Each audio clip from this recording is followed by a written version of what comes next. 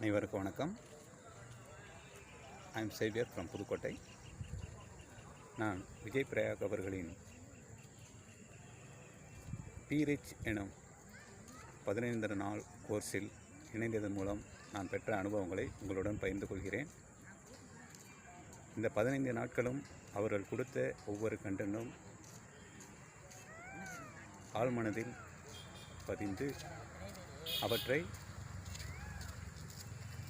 நான் சிறப்பாக உள்வாங்கியதன் விளைவாக அன்றாட பணிகளை நான் செய்வதன் மூலம் நான் பெற்ற மகிழ்ச்சியை உங்களுடன் பகிர்ந்து கொள்கிறேன்.